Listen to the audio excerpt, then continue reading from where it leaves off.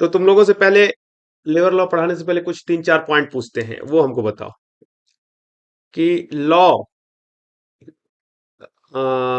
Act, rule और code, इन चारों में क्या डिफरेंस होता है, ये बताओ। चलो ठीक है, तुम्हारा है कंसेप्ट, लेकिन हम इसको और क्लियर करते हैं, तुम कभी भूलोगे नहीं, एक सिंपल समझ बन जाएगी तुम्हारी, ठीक है।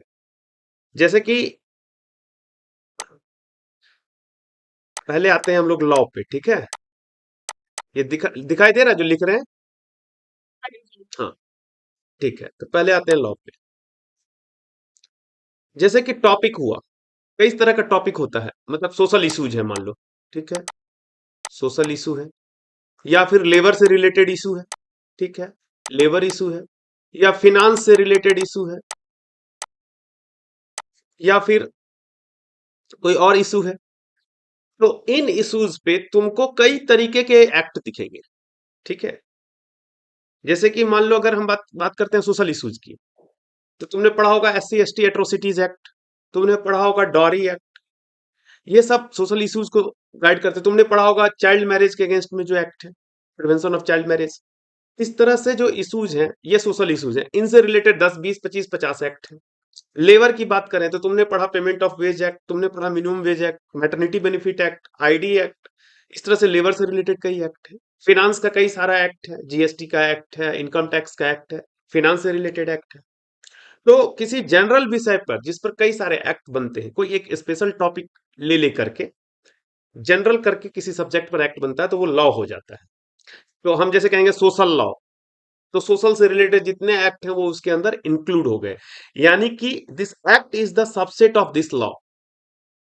If we say maternity benefit act, then maternity benefit act is the subset of labour law.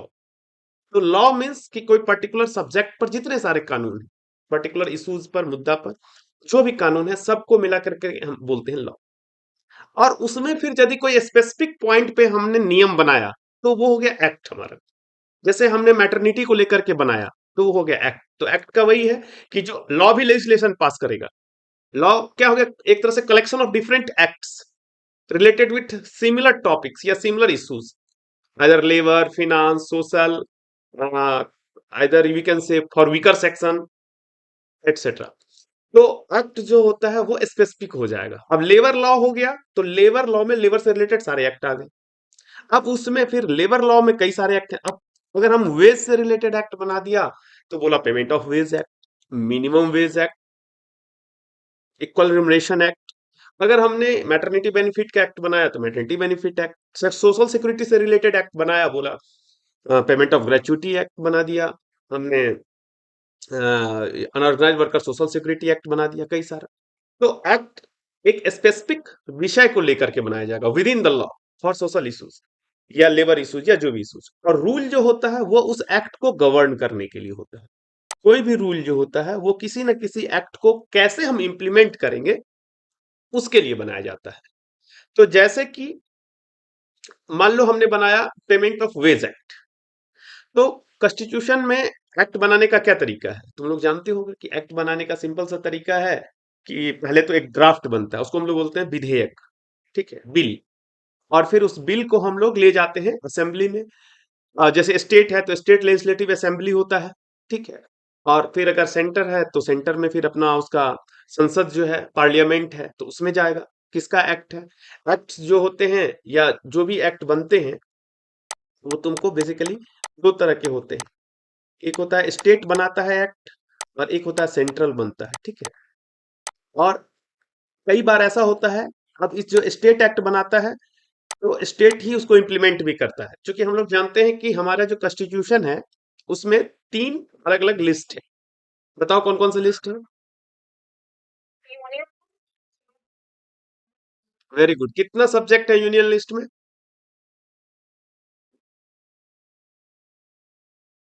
कोई बात नहीं, तीनों का सब्जेक्ट का संख्या याद रखना। यूनियन लिस्ट में वैसे टॉपिक्स हैं जिस पर कि सेंट्रल गवर्नमेंट को अथॉरिटी है नियम बनाने की, एक्ट बनाने की, कानून बनाने की, सारा पावर सेंट्रल गवर्नमेंट को है। स्टेट लिस्ट में स्टेट गवर्नमेंट को है, और कंकरेंट लिस्ट में दोनों को पावर है, ठीक है। तो एक्ट जो बनता है सेंटर भी बनाता है, स्टेट भी बनाता है। जहां स्टेट लिस्ट से रिलेटेड टॉपिक होगा, जैसे लॉ एंड ऑर्डर से रिलेटेड टॉपिक होगा, एग्रीकल्चर से रिलेटेड टॉपिक होगा, वाटर रिसोर्स मैनेजमेंट से रिलेटेड टॉपिक होगा, तो वहाँ स्टेट अपना एक्ट बनाती है। जहाँ सेंट्रल का है, जैसे मान लो एयरपोर्ट अथॉरिटी से रिलेटेड कोई है, बीएसएनएल या टेलीकम्युनिकेशन से रिलेटेड है, फॉरेन अफेयर्स से रिलेटेड है, वहाँ सेंटर अपना एक्ट बनाता है। और जैसे लेबर है, सोशल इश्यूज है, ये सब कंकरेंट लिस्ट में है। तो यहाँ पर एक्ट सेंटर भी बनाता है और स्टेट भी बनाता है। और जो भी एक्ट बनता है, चाहे सेंटर बनाए चाहे स्टेट बनाए, तो उनको अपने जो असेंबली होती है, लेजिस्लेटिव असेंबली, उसमें उसको पारित कराना होता है। तो कई जगह इस सेंटर में तो दो हैं। कौन कौन सा? पार्लियामेंट का कौन कौन सा दो है? Upper house and lower house, Rajya Sabha और लोकसभा। कौन है अपर हाउस? हाँ, गुड। राज्यसभा अपर हाउस है, और हमारा जो लोकसभा है वो लोअर हाउस है। तो हम लोग कोई भी बिल बनाते हैं तो राज्यसभा और लोकसभा से पारित होने के बाद उस पर किसका असेंट लेना होता है, किसकी अनुमति लेनी होती है? प्रेसिडेंट का। उसके बाद वो गजट में नोटिफाई होता है, ठीक है। तो लोकसभा, राज्यसभा दोनों की सहमति मिलेगी, फिर उसके बाद प्रेसिडेंट की अनुमति मिलेगी, तब वो गजट में नोटिफाई हो जाएगा। और फिर उसके बाद उसमें आगे हम बताएंगे कि गजट नोटिफिकेशन में कुछ कंडीशंस होते हैं, उसके हिसाब से पता चलता है कोई एक्ट उसी दिन से लागू होगा या बाद में लागू होगा। जब हम एक्ट पढ़ेंगे तो उसको वहां पे क्लियर कर देंगे तुमको। तो गजट में आने के बाद फिर वो एक्ट अस्तित्व में आ जाता है। स्टेट की बात करें तो स्टेट में हमारा क्या होता है? विधानसभा और विधान परिषद, ठीक है। लेजिस्लेटिव असेंबली और लेजिस्लेटिव काउंसिल। तो विधानसभा और विधान परिषद जो है वो बहुत कम स्टेट्स में है जहां दोनों है। 7 स्टेट्स में ही दोनों है। मैक्सिमम स्टेट में केवल विधानसभा है। तो जो विधानसभा होती है वो लॉ पारित करेगी। उसके बाद यहाँ पर किसका हमको सहमति चाहिए होगा फिर स्टेट वाले में? नहीं नहीं। हाँ, वेरी गुड, गवर्नर का चाहिए होगा, ठीक है। और गवर्नर की सहमति के बाद फिर यहाँ पे भी वो गजट में नोटिफाइड होगा, और यहाँ पर भी वो एक्ट एग्जिस्टेंस में आ जाएगा। तो अब एक्ट कोई बना, मान लो पेमेंट ऑफ वेज एक्ट बना, तो उसमें क्या होता है कि कोई भी जो समस्या होती है, कोई स्पेसिफिक समस्या, उस एक स्पेसिफिक समस्या को लेकर के हमने एक नियम बना दिया कि भाई मजदूरी जो है समय पे नहीं मिल रहा है मजदूरों को। मजदूरी समय पर तो मिल जा रहा है, लेकिन मजदूरी में से एम्प्लॉयर क्या कर रहा है, वेज में से अनऑथराइज डिडक्शन कर रहा है। वैसा डिडक्शन झूठ मूठ का काट लेता है कि तुम 2 घंटा लेट आए थे, तुम्हारा 100 रुपया हम काट लेंगे। तुमने हमारा ये सामान बर्बाद कर दिया, तुम्हारा 1,000 रुपया काट लेंगे। ऐसा करके अनऑथराइज डिडक्शन कर दे रहा है। या मजदूरी दे तो रहा है, लेकिन कभी 3 महीना में दे रहा है, कभी 6 महीने में दे रहा है। तो इस तरह के 4 5 7 समस्याओं को मिला के उन्होंने एक एक्ट बनाया कि इसको कैसे गवर्न करें। नहीं, मजदूरी आपको देना है तो हर एक 1 महीने के अंतराल पे दे देना है, 1 मंथ का इंटरवल हो सकता है। मजदूरी देना है तो वैलिड कॉइन एंड करेंसीज में देना है। मजदूरी देना है तो आप से ये डिडक्शन ऑथराइज कर सकते हैं। इस तरह करके बातों को जोड़ जोड़ के कानून क्या होता है, क्यों बनते हैं कानून? कोई एक समस्या है और उसका क्या एक समाधान होगा यथोचित, वही कानून होता है। ठीक है, तो एक्ट जो होते हैं हमारे, वो क्या होते हैं, कोई स्पेसिफिक प्रॉब्लम को लेकर के उस एक्ट को बनाया जाता है। और फिर उस एक्ट को बनाने के बाद उसको हम इम्प्लीमेंट कैसे करेंगे धरातल पर। मान लो कि अगर हमने बनाया कि हम इंस्पेक्टर बनाएंगे, एक्ट में लिखा एक सेक्शन पढ़ोगे, कई सारे एक्ट में मिलेगा इंस्पेक्टर। तो फिर हम रूल में क्लियर करते हैं इंस्पेक्टर हम किस रैंक का बनाएंगे, कैसे बनाएंगे, या कई बार गजट नोटिफिकेशन से भी क्लियर करते हैं इसको। उसके बाद हमने एक्ट में बनाया कि कुछ कंडीशन बनाया, वर्किंग आवर या और सब भी, तो रूल में और थोड़ा इसको क्लियर करते हैं। फिर हमने एक्ट में बनाया कि रिटर्न भरना होगा, आपको एनुअल रिटर्न देना होगा। कई सारे एक्ट में तुम लोगों ने पढ़ा होगा, एनुअल ररिटर्न देना होता है, रिकॉर्ड एंड रजिस्टर मेंटेन करने होते हैं। तो ये एक्ट में बस इतना ही लिखा रहेगा कि इंक्वायर जो होगा वो एनुअल रिटर्न फिल करेगा, रिकॉर्ड एंड रजिस्टर मेंटेन करेगा। फिर वो रूल में जाके क्लियर होगा कि वो रिटर्न जो होगा वो किस फॉर्मेट में देगा, कैसा रिकॉर्ड एंड रजिस्टर मेंटेन करेगा, रिकॉर्ड एंड रजिस्टर का फॉर्मेट क्या होगा, ये सारा चीज रूल में होगा। Basically act is an skeleton and rule is whole act plus rule is the whole body. That means rule is the muscular part, skin, etc. किसी आदमी का एक ढांचा अगर शरीर में केवल हड्डी हो तो वो एक्ट है। मेन मेन ढांचे वही है, खड़ा उसी पे है। रूल को कोई अपना पावर नहीं होता है। रूल के पास कोई इंडिपेंडेंट एक्सिस्टेंस नहीं है। लेकिन केवल हड्डी में आदमी खड़ा रहेगा तो देखने में अच्छा नहीं लगेगा, पता ही नहीं चलेगा जिंदा है कि मरा हुआ है। तो रूल उसको क्या करता है, लाइव कर देता है। इसीलिए उसके ऊपर वो स्केलेटन के ऊपर मसल्स और स्किन बना देते हैं। तो एक्ट जो तो इतना डिस्कशन के बाद फिर से उसको एक बार थोड़ा सा क्लियर पिक्चर ले लो। लॉ क्या हुआ? लॉ होता है एक ब्रॉडर सेंस में किसी पर्टिकुलर इश्यूज को लेकर के बनाए गए डिफरेंट एक्ट का एक तरह से कॉम्बिनेशन, ठीक है, ब्रॉडर सेंस में। अब सोशल लॉ हो सकते हैं, लेबर लॉ हो सकते हैं, इस तरह से। अब क्या होता है, किसी पर्टिकुलर स्पेसिफिक प्रॉब्लम को लेकर के बनाया गया लेजिस्लेटिव के द्वारा कोई भी कानून, जो कि उस पर्टिकुलर इशू को एड्रेस करता है। और रूल क्या होता है, उस एक्ट को कैसे गवर्न करना है, उसके लिए उस एक्ट को कैसे इंप्लीमेंट करना है, उसके लिए बनाया गया लॉ। ठीक है। और कोड क्या होता है, लास्ट है कोड। कोड क्या होता है कि अगर एक ही विषय पर कई तरह के एक्ट हैं, तो उन सबको मर्ज करके यूनिफाई करके एक जगह ले आने को हम लोग कहते हैं कोडिफिकेशन या कोड। इसको तुम लोग को तो हिंदी वर्ड का जरूरत नहीं है, इसको संहिता बोलते हैं ऐसे हिंदी में। कोड का मतलब क्या हो, जैसे कि हमने कहा कि भाई वेज के लिए एक एक्ट है पेमेंट ऑफ वेज एक्ट, ठीक है। एक एक्ट है पेमेंट ऑफ वेज एक्ट 1936, एक है मिनिमम वेज एक्ट 1948, एक है हमारा इक्वल रिनोमिनेशन एक्ट। क्या है ये सब बाद में हम लोग इसको जानेंगे, अभी खाली बस तुमको समझाने के लिए एग्जांपल दे रहा हूँ, विद कंफ्यूज हो जाओगे। इक्वल रिनोमिनेशन, एक है पेमेंट ऑफ बोनस एक्ट 1965। ये सारे एक्ट जो है ये वेज से रिलेटेड है। तो भारत सरकार ने क्या किया, इन सारे एक्ट को मर्ज कर दिया, इनके सारे सेक्शंस को एडजस्ट कर दिया और इनको बना दिया एक यूनिफाइड कोड। इसका नाम रखा कोड ऑन वेज 2019। ठीक है। हालांकि वो कोड अभी लागू नहीं हुआ है, नियर फ्यूचर में लागू होने की संभावना है अभी, लेकिन एक समझाने के लिए तुम्हारे एग्जाम्पल के रूप में कि कोड मीन्स की एक ही विषय पर, वेज पर ही अलग अलग कानून है। तो जब कई सारे कानून बन जाते हैं एक ही विषय पर, तो सरकारें क्या करती है कि उन सबको मर्ज करके एक जगह ले आती है। जैसे मान लो तुम्हारा घर बनता है, तो ईटा है, सीमेंट है, बालू है, गिट्टी है। अब कोई आदमी बहुत धनी है तो एक ही बार में अपना पूरा बंगला तैयार कर लिया। कोई गरीब है तो वो क्या करता है, कभी दीवार खड़ा कर दिया, फिर उसके पास कुछ पैसा हुआ तो फिर दीवार खड़ा किया। और हमको लगता है कि गुड़िया के घर के बगल में एक आदमी है जिसके दीवार में 5 प्रकार के ईंटें दिखते हैं, तो वो अच्छा नहीं लगता देखने में, तो जैसा जरूरत हुआ वैसा वो करते गया, लेकिन वो देखने में अच्छा नहीं लगता है। तो बाद में क्या किया, सबको तोड़ करके फिर यूनिफाई कर देना, कि अलग अलग प्रकार से जो उसमें एक तरह से भिन्नता आ जाती है एक ही विषय पर। अब वेज है तो वेज का परिभाषा पेमेंट ऑफ वेज एक्ट में अलग है, मिनिमम वेज एक्ट में अलग है, इक्वल रिम्युनरेशन एक्ट में अलग है। इससे क्या होता है, कंफ्यूजन क्रिएट होने लगता है एक ही चीज में। तो सरकारें क्या करती है, कई बार बीच बीच में सारे जो रिलेटेड सब्जेक्ट होते हैं उनके एक्ट्स को मिला करके सिंगल कोड बना देती है, उसको हम लोग बोलते हैं फिर कोड। ठीक है। इस स्लाइड को लास्ट बार एक बार फिर से सम अप कर देते हैं। लॉ का मतलब क्या हुआ, किसी पर्टिकुलर इश्यूज पर जितने जितने एक्ट हैं उनको एक साथ मिला करके हम लोग लॉ बोल देते हैं। एक्ट का मतलब हो जाता है कि किसी स्पेसिफिक इशू को लेकर के हमने जो एक्ट बनाया, जो रूल बनाया, जो लेजिस्लेटिव से हमने पारित किया नियम। रूल्स मतलब हो गया उस एक्ट को गवर्न करने के लिए, कैसे हम उसको इम्प्लीमेंट करेंगे उसके लिए जो भी हमने कानून बनाए। कोड का मतलब हो गया कि सिमिलर टॉपिक्स पे जितने सारे एक्ट होते हैं उनको मिला करके एक जगह हमने कर दिया, तो उसको कहते हैं। ठीक है। अब यहाँ पर ये है कि हमारा जो लेबर लॉ है, ठीक है, हम लोग चूंकि लेबर लेजिस्लेशन की बात करेंगे, या उसी को तुम्हारा इंडस्ट्रियल लेजिस्लेशन टर्म भी दिया है, इंडस्ट्री में यूज होता है चूंकि तुम लोग के लिए, लेकिन हम लोग उसको लेबर या इंडस्ट्रियल दोनों सेंस में ले सकते हैं। ठीक है। क्योंकि इंडस्ट्री में भी अल्टीमेटली लेबर ही होते हैं, लेबर के टाइप अलग अलग होते हैं, वो अनऑर्गेनाइज्ड हो सकते हैं, वो ऑर्गेनाइज्ड हो सकते हैं, और अनऑर्गेनाइज्ड और ऑर्गेनाइज्ड के लिए अलग अलग तरीके से एक्ट लगेगा। तो हमारा social legislation versus labour legislation में एक थोड़ा सा बेसिक डिफरेंस है। लेबर भी सोसाइटी का ही एक हिस्सा होता है, तो सोसाइटी के जो भी इश्यूज है उनसे रिलेटेड जो भी एक्ट है उनको हम बोलते हैं सोशल लेजिस्लेशन। और लेबर लेजिस्लेशन जो होता है उसी सोशल लेजिस्लेशन का एक तरह से पार्ट होता है।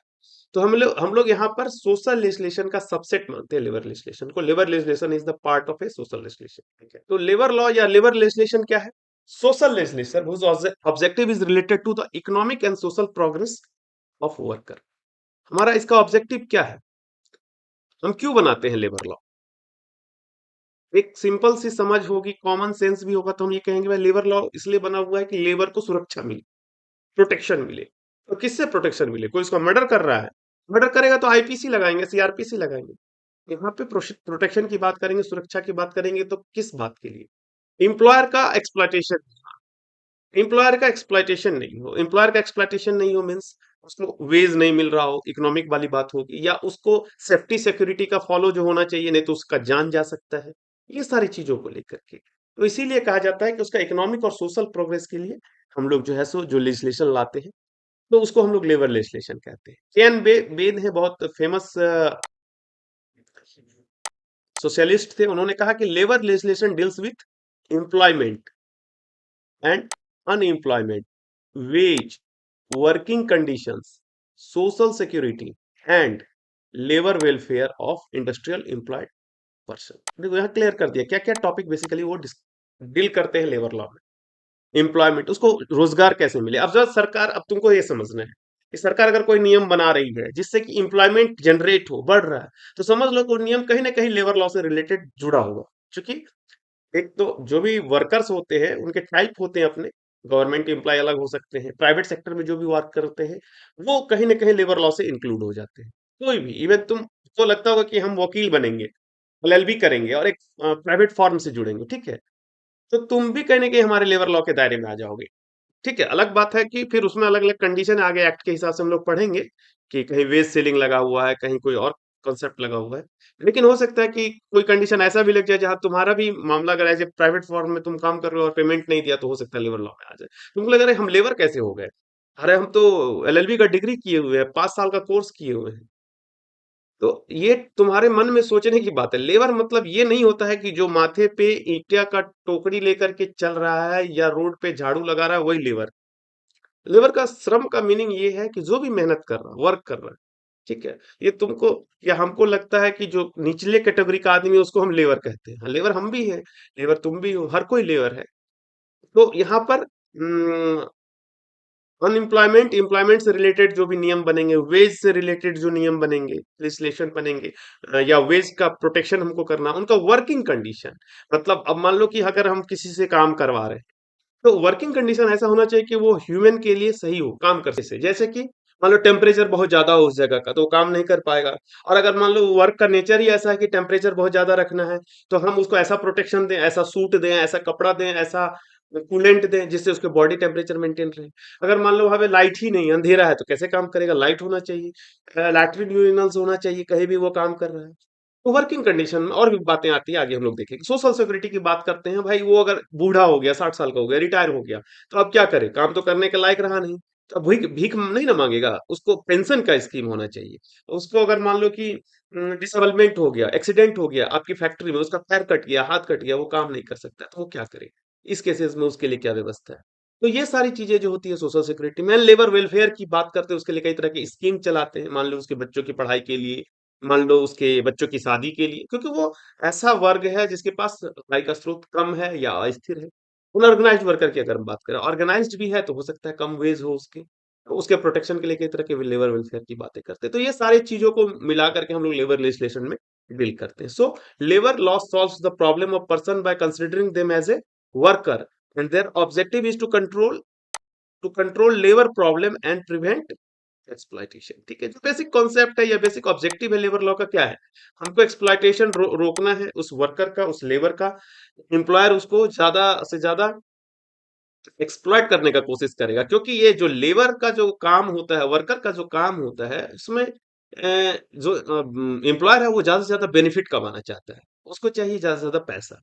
अब ज्यादा बेनिफिट कमाने के लिए वो क्या करेगा, कॉस्ट कटिंग। कॉस्ट कटिंग में मटेरियल में कॉस्ट कटिंग वो कर नहीं सकता है। अगर मान लो उसको रॉ मटेरियल खरीदना है, सपोज करो लोहे की भट्टी है, रॉ मटेरियल खरीदना है, तो वो तो जो है बहुत कम कटिंग हो पाएगी। लेकिन अगर वो वर्कर में कॉस्ट कटिंग कर दे, उसकी सेफ्टी में, सिक्योरिटी में, उसके वेलफेयर में, उसको जो देना है पैसा उसमें, तो उससे क्या होगा, उसका ज्यादा बचत होगा।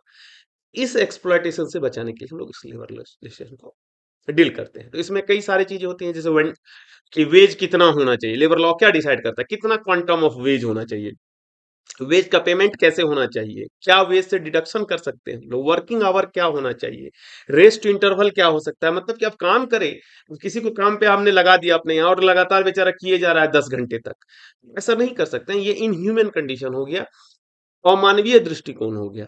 आपको देखना होगा कि एक आदमी लगातार 4 घंटे 5 घंटे कितना कर सकता है, आगे हम बताएंगे, हर एक्ट में है डिफाइंड किया हुआ कितने घंटे वो लगातार काम करेगा। उसके बाद उसको थोड़ी देर के लिए आपको रेस्ट देना होगा, उसको हम कहते हैं रेस्ट इंटरवल। और लगातार डेली काम किए जा रहा 30 दिन, ऐसा भी नहीं होगा। सप्ताह में एक दिन तो उसको अपनी जिंदगी जीने के लिए चाहिए। 6 दिन के बाद एक दिन का छुट्टी हम लोग जानते हैं, साप्ताहिक अवकाश होता है। कुछ कंट्रीज में तो इवन ये भी है कि 4 वर्किंग डेज का जो है कॉन्सेप्ट है। 5 वर्किंग डेज का कॉन्सेप्ट भी है कई जगह पे, और 4 वर्किंग डेज का भी कॉन्सेप्ट है। इवन लेबर कोड जो नया आया था, तो आप लोगों ने न्यूज में अगर पढ़ा होगा तो देखा होगा कि उसमें भी 4 वर्किंग डेज की बात की जा रही है। फिजिकल कंडीशन वर्क का अच्छा होना चाहिए, बहुत ज्यादा टेम्परेचर, बहुत ज्यादा लाइट या डार्कनेस इस तरह का कंडीशन नहीं होना चाहिए, जहां वो काम कर रहा है उसका फिजिकल कंडीशन अच्छा होना चाहिए। लेबर यूनियन वगैरह बनाने की बात, तो ये सारे जो टॉपिक होते हैं, ये सारे जो पॉइंट होते हैं, वो किस में आते हैं? लेबर लेजिस्लेशन में। तो जब भी हम लेबर लेजिस्लेशन की बात करेंगे, हमारे दिमाग में आना चाहिए क्या? लेबर लेजिस्लेशन से रिलेटेड कोई बात होगी तो यही होगा, वर्कर का वर्किंग कंडीशन होगा, उसका वेज से रिलेटेड हो सकता है, या उसके लेबर यूनियन से रिलेटेड बातें होंगी, या उसका डिस्प्यूट से रिलेटेड हो सकता है एम्प्लॉयर के साथ। तुम लोगों का मैंने सिलेबस देखा था, उसमें वेज और डिस्प्यूट ये दो बेसिक और एक मैटरनिटी बेनिफिट है।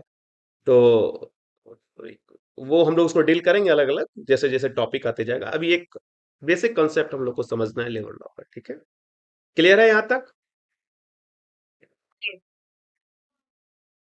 ठीक है। अब जो लेबर लॉ होता है ना, वो बेसिकली तीन खंभों पे खड़ा होता है। तीन पिलर्स हैं इसके इंपॉर्टेंट। और ये पूरी जो सिस्टम है वो ट्राइपार्टाइट सिस्टम होता है। इसका सबसे इंपॉर्टेंट हिस्सा क्या है हमारा है? सबसे इंपॉर्टेंट हिस्सा हमारा है लेबर या ट्रेड यूनियन। ये सबसे महत्वपूर्ण हिस्सा है, क्योंकि लेबर है तभी लेबर लॉ है। और इसका दूसरा इंपॉर्टेंट पिलर है एम्प्लॉयर, जो कि उस लेबर के साथ एक रिलेशन में आता है। और देन थर्ड इंपॉर्टेंट जो इसका पिलर है वो है गवर्नमेंट। और ये तीनों इंटरेक्ट करते हैं। और इस इंटरेक्शन का जो एक रिजल्ट है वो लेबर लॉ के रूप में हम लोग को मिलता है। तो उसको ऐसे समझो, जैसे कि तुम लोगों ने अपने यहाँ काम करवाया होगा वर्कर, कभी कराया ही होगा कोई ना कोई काम वर्कर से। तो क्या होता है कि वर्कर जब काम करने आता है, तो एम्प्लॉयर जो काम करवा रहा है, और जो वर्कर है, एम्प्लॉय है, एम्प्लॉय नहीं, यहाँ वर्कर ही हम कहेंगे, लेबर, उसके बीच में डायरेक्ट रिलेशन होता है। ठीक है? वर्कर अपना डिमांड रखेगा कि हमको इतना रुपया चाहिए, और जो एम्प्लॉयर है वो कहता है ठीक है हम आपको देंगे, आप मेरा काम कीजिए एक्स्ट्रा। तो प्रारंभ में केवल यही चीज था, एम्प्लॉयर और वर्कर के बीच में डायरेक्ट रिलेशन था। धीरे धीरे क्या हुआ, एम्प्लॉयर लोभी होता गया, उसका ग्रीड ज्यादा था, उसने वर्कर का एक्सप्लॉइटेशन शुरू किया। तो धीरे धीरे वर्कर क्या हुए, एग्रेसिव होते गए। अरे ऐसा कैसे? तो स्टार्टिंग फेज में क्या था कि इंडस्ट्रियलाइजेशन जब नहीं हुआ था, हम लोग जानते हैं कि औद्योगिक क्रांति विद इंडस्ट्रियल रिवॉल्यूशन हुआ था, उसके बाद जाके बहुत स्ट्रांग हुआ चीज। उसके पहले तो लोग छिटपुट कहीं कहीं काम कर रहे हैं। जब इंडस्ट्रियल रिवॉल्यूशन हुआ तो लोग एक जगह आकर के इकट्ठा होके गांव से बाहर आए, शहरों में आए, कारखानाओं में, फैक्ट्रीज में उन्होंने काम करना शुरू किया, तो वहां ग्रुपिंग होने लगा। लोग 50 लोग, 100 लोग, 200 लोग एक साथ काम कर रहे हैं। देन उनको लगा कि ये सारा हमारा तो कॉमन इंटरेस्ट, जो हमारा जो कॉमन हित है, वो जो है सो सप्रेस्ड हो रहा है। क्योंकि कॉमन इंटरेस्ट था इसलिए लोग जुड़ते गए एक साथ। जैसे अभी तुम 4 लोग एक साथ ग्रुप बना के यहाँ पढ़ रहे हो, क्योंकि तुम सबका कॉमन इंटरेस्ट है कि हमको लेबर लॉ समझना है। तो इसलिए तुम्हारा ग्रुप है। हो सकता है कि अगर तुम अलग अलग सब्जेक्ट के लोग होते तो कॉमन इंटरेस्ट नहीं होता, नहीं जुड़ते एक जगह। उसी तरह से लेबर का, क्योंकि सबका कॉमन इंटरेस्ट है, सबको एम्प्लॉयर एक्सप्लॉइट कर रहा है, तो उनका कॉमन इंटरेस्ट जुड़ता गया, तो उन्होंने यूनियन बनाना शुरू किया, उन्होंने संघ बनाना शुरू किया, ग्रुप बनाना शुरू किया। तो अर्ली स्टेज में एम्प्लॉयर्स ने उनके यूनियन को क्रश करना शुरू किया, वैसे लोगों को निकाल देना शुरू किया जो ज्यादा वोकल थे, जो लेबर की आवाज उठाते थे। और कई सारे, तुम लोग फिल्म देखना, कभी पुरानी फिल्में देखोगे तो तुमको ये सब चीज मिलेगा। जो लेबर का एक नेता होता है, मसीहा होता है, एम्प्लॉयर के साथ उसकी लड़ाई रहती है, वो गेट लॉक कर दो, फैक्ट्री बंद कर दो, हड़ताल कर दो, ये सब चीजें होती है। फिर तब सरकार को घुसना पड़ा। क्यों घुसना पड़ा सरकार को? तो क्या होगा कि इंडस्ट्रियल डिस्प्यूट्स जब होगा, तो क्या होगा कि इकोनॉमी पे इफेक्ट पड़ेगा। क्योंकि फैक्ट्री किस लिए लगी है? फैक्ट्री लगी है ये इकोनॉमिक का जो हमारा एक सिस्टम है, हमारा जो अर्थव्यवस्था है, उसमें अर्थव्यवस्था को ग्रो करने के लिए प्रोडक्शन होगा, तब वो सेल होगा, उससे हमारी इकोनॉमी ग्रो करेगी। प्लस उस प्रोडक्शन से कई सारे लोग जुड़े हुए। अब मान लो कि अगर लेबर डिस्प्यूट हो जाए, और कई बार ऐसा होता है, तुम लोगों ने फील किया होगा, पता नहीं तुम लोग कितना इंटरेस्ट रखते हो न्यूज वगैरह में, नगर निगम के कर्मियों ने हड़ताल किया, सफाई कर्मियों ने, हम अपनी मांगों को लेकर, ऐसा सुना होगा। अब वो सफाई कर्मी क्या कर रहे हैं, तुम्हारे यहाँ कूड़ा उठा नहीं रहे हैं, तो 2 दिन, 4 दिन, 5 दिन तो मैनेज हो जाएगा। लेकिन अगर कोई 4 महीना तक हड़ताल कर दे तो क्या होगा, पूरे शहर में गंदगी गंदगी भर जाएगी। तो ऐसी स्थिति को डील करने के लिए, ऐसी स्थिति को रोकने के लिए सरकार को इंटरफेयर करना पड़ता है। तो इसमें तीसरा जो फैक्टर है, सरकार, गवर्नमेंट, वो भी आ गई। पहले तो लेबर हुए, लेबर को लगा कि उनका हित नहीं सध रहा है, उन्होंने यूनियन बना करके एम्प्लॉयर के साथ निगोशिएशन किया, नहीं माना एम्प्लॉयर, तो दोनों के बीच में कन्फ्लिक्ट हुआ, डिस्प्यूट हुआ, और तब फिर सरकार आई। और तब फिर सरकार ने नियम बांधना शुरू कर दिया कि नहीं भाई, आप अगर काम करा रहे हैं तो आपको वेज देना होगा, वेज कम से कम इतना देना होगा। नहीं, अगर फीमेल वर्कर है तो उसके लिए आपको मैटरनिटी की व्यवस्था करनी होगी। अगर वो 60 साल का हो गया तो आपको उसको ग्रेचुटी देना होगा। जो भी नियम है, अलग अलग नियम है, अलग अलग तरीके के हैं। 44 टोटल 44 हमारे लेबर लॉज हैं। तो तुम 44 कानून को तो हालांकि तुमको पढ़ना नहीं है, तुम्हारे सिलेबस में तो 7-8 ही एक्ट से रिलेटेड टॉपिक है। तो अलग अलग तरीके के कानून उन्होंने बनाए, और इस प्रकार से पूरे लेबर लॉ का जो है सो स्टार्टिंग वॉल्यूशन हुआ। ठीक है। अब अर्लियर जो लेबर लेजिस्लेशन था, क्योंकि लेबर लेजिस्लेशन एक दिन में डेवलप हुआ नहीं, प्रारंभ में इसका स्टार्टिंग पॉइंट हम लोग मानते हैं इंडस्ट्रियल रिवॉल्यूशन को। ब्रिटेन वगैरह में इंडस्ट्रियल रिवॉल्यूशन पहले आया था। ठीक है। और एक तरह से लेबर लेजिस्लेशन का अगर मान लो कि एकदम स्टार्टिंग पॉइंट माना जाता है तो ब्रिटेन वगैरह को ही माना जाता है, क्योंकि सबसे पहले लेबर इंडस्ट्रियल रिवॉल्यूशन वहीं हुआ और लेबर यूनियन बनना वहीं पे शुरू हुआ। तो कई सारे कानून जो देखोगे तुम इंडिया में आज के डेट में लेबर लॉ से रिलेटेड है, उनका प्रोटोटाइप या उनका मूल कानून ब्रिटेन के लेबर लॉ में तुमको दिख जाएगा बहुत पहले से। तो स्टार्टिंग में क्या था, जो लोग वर्क कराते थे लेबर से, तो उनका एटीट्यूड क्या था, लेबर को वो क्या एक ऑब्जेक्ट समझते थे, वस्तु समझते थे। आईएलओ ने बाद में पढ़ोगे तुम लोग कभी, तो आईएलओ ने कन्वेंशन जब अपना रेटिफाई किया, फिलाडेल्फिया चार्टर डिक्लेयर किया था आईएलओ ने, इंटरनेशनल लेबर ऑर्गेनाइजेशन, उसने कहा नहीं, आप उसको कॉमोडिटी नहीं समझ सकते, उसको वस्तु नहीं समझ सकते लेबर को। ठीक है। तो लोग उसको वस्तु की तरह ट्रीट करते थे, तो उनकी खरीद बिक्री होती थी गुलामों की। तुम लोगों ने हो सकता है सुना हो या कुछ फिल्मों में देखा हो, गुलाम खरीदे जाते थे, स्लेव्स। और फिर उन स्लेव्स को जो है वो अपने हिसाब से यूज करते थे, उसको बांध के रख सकते थे, वो जंजीरों में बांध देते थे, घर में कैद रखते थे, उसके साथ मारपीट करना, ये सारी चीजें होती थी वर्कर के साथ, लेबर के साथ। ये सप्रेसिव नेचर ऑफ उस समय जो है सो सोसाइटी था लेबर के प्रति। एग्रीकल्चरल स्लेवरी था, खेती में जो है सो खास करके लेबर बहुत इंगेज होते थे। तुम्हें फिल्म है अमिताभ बच्चन की मर्द, उसमें देखना स्लेवरी को बड़ा अच्छा से दिखाया उन्होंने, हालांकि वो एंगल नहीं है उनका। वो रेलवे ट्रैक बिछाने के लिए अंग्रेज ले जाते हैं वर्कर्स को, और कैसे वो मारते हैं, पीटते हैं और उनसे जबरदस्ती काम करवाते हैं, इस तरह का। तो अर्ली लेबर लेजिस्लेशन जो था वो ब्रिटिश के टाइम में ही डेवलप होना शुरू हुआ था। और उसके बाद जो है सो उससे पहले की बात हम कर रहे हैं, जब स्लेवरी बहुत कॉमन थी, तो बॉन्डेड लेबर सिस्टम को समाज ने रिकॉग्नाइजेशन दिया हुआ था। कोई बात नहीं, बंधुआ मजदूर है तो उनको लगता था ये तो कॉमन सी बात है, जो आज हमारे लिए एक अभिशाप के रूप में हम उसे तुच्छ दृष्टि से देखते हैं कि बंधुआ मजदूर का कोई करवाए तो, लेकिन उस समय ये कॉमन सी चीज थी। और उस समय कुछ एक्ट भी बने स्टार्टिंग में, जैसे कि workmen's breach of contract act बना था, कि अगर कोई कामगार एक कॉन्ट्रैक्ट में आता है कि हम इसका काम करेंगे एम्प्लॉयर का, और कॉन्ट्रैक्ट को तोड़ता है, तो कामगार के ऊपर जुर्माना या उसको जेल हो सकती थी। इमिग्रेशन एक्ट कुछ था असम के वर्कर्स के लिए, जिसमें कि अगर वो एक बार आ गए चाय के बागान में तो वो वापस नहीं जा सकते थे, इस तरह का रिस्ट्रिक्टिव कंडीशंस था। ठीक है। तो इस प्रकार से जो अर्लियर नेचर था लेबर लेजिस्लेशन का, वो क्या था, एकदम सप्रेसिव था, वर्कर के एक तरह से अगेंस्ट था, और 100% एम्प्लॉयर के फेवर में था। ठीक है। जो प्रोग्रेस हुआ है वो इस तरह से हुआ है, जैसे कि पहले लेबर लॉ सप्रेसिव रहा, बाद में वर्कर को प्रोटेक्ट करने का कोशिश किया, और देन लास्ट में वेलफेयर की ओर ओरिएंटेड हुआ। ठीक है। तो पहले उन्होंने एम्प्लॉयर को सपोर्ट किया है। ठीक है। पहले के जो लेबर लॉ थे थोड़ा बहुत, वो एम्प्लॉयर को फेवर करते थे। ठीक है। और वर्कर को क्या करते थे, सप्रेस करते थे, वर्कर को सप्रेस करते थे। और उसके बाद के लेबर लॉ में उन्होंने उसको, वर्कर को क्या किया, प्रोटेक्ट करना शुरू किया, वर्कर को प्रोटेक्ट करना शुरू किया। और उसके बाद फिर लास्ट में जब और डेवलपमेंट हुआ तो वर्कर के वेलफेयर की ओर ओरिएंटेड हो गए, उसका कल्याण सोचने लगे। ये बातें कब हुई, जब आजादी के बाद कॉन्स्टिट्यूशन आया, और हमने एक लोक कल्याणकारी राज्य की अवधारणा को पुष्ट करने के लिए अपने प्रस्तावना में इस बात को डाला। हमारा जो प्रेम्बल था वहां था कि हम एक वेलफेयर स्टेट बनेंगे। तो लोक कल्याणकारी राज्य की जब अवधारणा हुई, तो फिर उन्होंने वर्कर, लेबर भी चूंकि इसी समाज का हिस्सा है, तो उनके वेलफेयर के हिसाब से भी सोचा था। तो हमारा अर्ली लेबर लेजिस्लेशन जो था काफी कह सकते हैं कि पैथेटिक था, कष्टकारी था। फिर जैसे जैसे हमने बताया कि इंडस्ट्रियलाइजेशन हुआ, उद्योगों का विकास हुआ, तो उद्योगों का विकास होने का फायदा ये हुआ कि वर्कर अपने लिए थोड़े थोड़े जागरूक होना शुरू हुए स्टार्टिंग में, बाद में और ज्यादा जागरूक हुए।